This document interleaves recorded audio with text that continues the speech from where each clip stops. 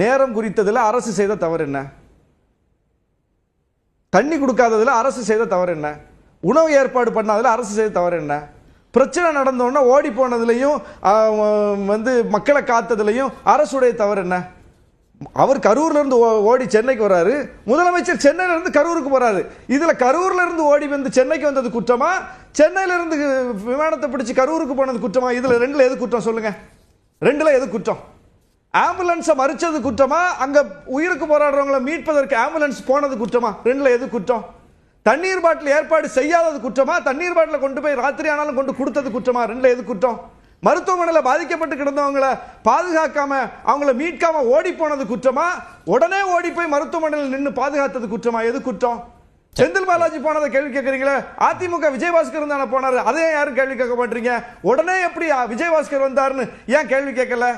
அப்ப அந்த கேள்வியில இருக்கிற உள்நோக்கத்தை பார்க்க வேண்டியிருக்குல்ல. நீங்க ஒவ்வொன்றையும் பாருங்க.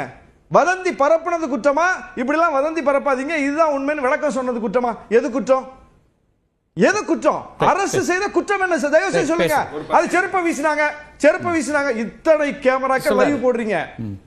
அதுவும் எல்லா கட்சிகளை விடவும் ஊடக வெளிச்சத்தில் நீந்தி வரக்கூடியவர் விஜய். அங்க இருக்கக்கூடிய ஒவ்வொரு அசைவும் பதிவாகுது, அவர் வண்டியில பதிவாகுது, அவர் வண்டியிலும் கேமரா இருக்கு, ஊடகத்தினுடைய வெளிச்சத்தில் இருக்கிறாரு. எல்லா கேமராவும் லைவ் போட்டீங்களா? எல்லா டிவியும் செருப்பு வீசினது யாருன்னு ஏங்க இன்னைக்கு வரைக்கும் அதுல கான்ஸ்பிரன்சி இருக்கு, உள்ள புகுந்துதான் வீசிட்டாங்க அப்படின்னா ஆதாரத்தை கொடுங்க.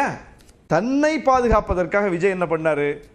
தன் தொண்டனையே தூக்கி கீழே வீசினார், உயிரோட வீசினார். சரியா? அவர் வேற யாரோ இல்ல, அவருடைய அவருக்கு பவுன்சர்ஸ் வீசினாங்கன்றீங்க. அவர் பவுன்சர்ஸ் வச்சு அவர் வீசினார்ல. அவர் விஜய் வீசுறாருங்கிறதுக்கு அவர் பாதுகாப்புல ஏற்பாடு பண்ணவங்க தானே வீசுறாங்க, அவர் பார்க்க தானே செய்யறாரு. துப்பாக்கி தலையில வச்சாங்க. அப்போ தன்னை பாதுகாப்பதற்காக தன் உயிர் போற நேரத்தில் விஜய் கவனத்தை இருக்க ஒரு செருப்பை வீச மாட்டானா கீழே இருந்து மேல? அவர் மேல இருந்து உயிரே வீசுறாருங்க.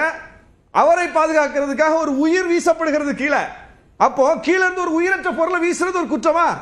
சரி, அப்படி யார் வீசுறாங்களோ கண்டுபிடிங்க.